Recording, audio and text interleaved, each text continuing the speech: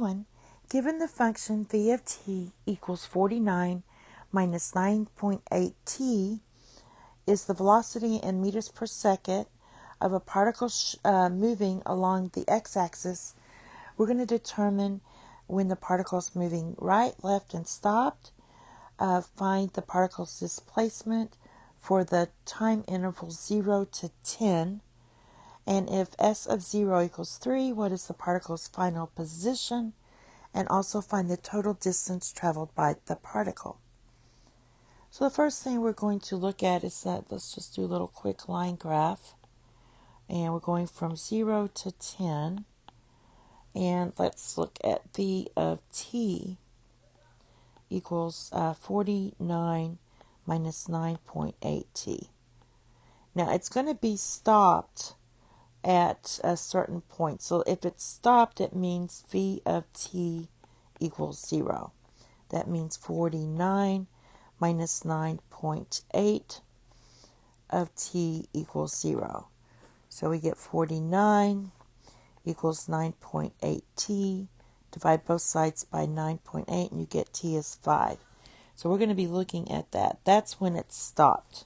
So let's write stopped here. Now, to move right, it means v of t has to be positive. So all we have to do, since we already figured this out, see if where it's positive. We have 49 minus 9.8 t must be positive.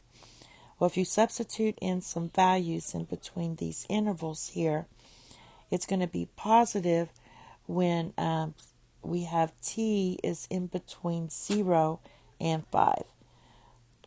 Okay, so if you substitute in 0 through close to 5, this is going to be true.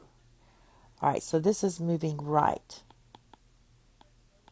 Now for left is when our v of t is negative, so we have 49 minus 9.8 t must be negative. And that's going to occur when 5 is less than t is less than or equal to 10. So it's negative here, positive here, which makes sense since there's a subtraction there. So now that we have that, we can finish up the rest. We're going to find the particle's displacement for the given time interval 0 to 10. So let's do that. Our displacement is going to be the integral of 0 to 10 of 49 minus 9.8 t dt. All right, this gives you 49t minus, just divide this by 2, so this will be 4.9 t squared.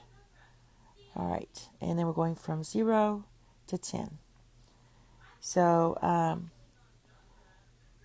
this is going to end up being,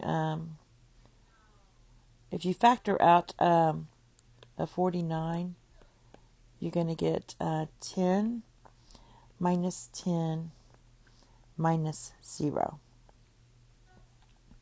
All right, this is just going to equal 0. So the displacement is 0, therefore the particle's final position at time at 0, it's 3. So you just take your 3, this is final position, 3 plus this number here. So the final position is 3. And then we're going to do the total distance. So the total distance is when you take the integral, all right, distance like this. So this equals the integral from 0 to 10, and you do absolute value of 49 minus 9.8 t dt. So we're going to have to go back to where we use that sign diagram and notice that this equals from 0 to 5, we had 49 minus 9.8 t dt.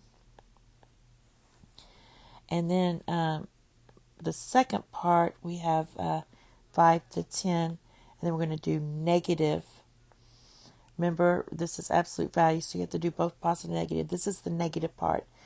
I'm going to distribute the negative and write negative 49 plus 9.8 t dt. All right.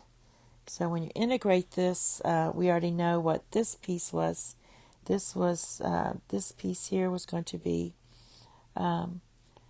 49 t minus 4.9 t squared, and we're evaluating that from 0 to 10. Then we have for this piece the same thing, so if we had the negative, so I'm going to write this as negative 49t minus 4.9 t squared, and we're evaluating this from, this was 0 to 5, 0 to 5, and this piece is going to be from 5 to 10. All right, now I already did this, so basically when you plug in 0, this is just going to go to, that's 0, so we just plug in 5, and you're going to get 122.5. The same thing's going to happen when you plug in the 10 here. So this is going to end up, you're going to get, this is going to end up being negative, so two negatives make a positive, and you're going to get 122.5. It's the same.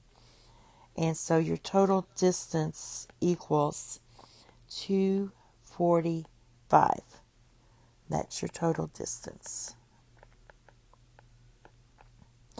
Thank you. Have a nice day. Bye-bye.